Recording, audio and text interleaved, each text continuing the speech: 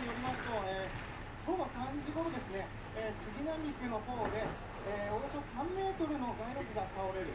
そして、八王子市ではアパートの、屋根瓦が剥がれるという被害が出ています。まだ人的被害は午後3時半現在では、確認がされていませんが、今後も警戒が必要です。以上、スクランブル交差点から中継でした。続いては神奈川県横浜市にあります中華街の現在の様子を伝えてもらいます。杉山さん。はい、神奈川県横浜市の横浜中華街です。横浜市は午前中は雨が降ったり止んだりという状況を繰り返していたのですが、午後に入ってからは非常に雨風ともに強くなってきています。こちらの横浜中華街は、普段であれば平日も家族やカップルで賑わっているのですが、今日はほとんど人がいない状況になっています。そして今も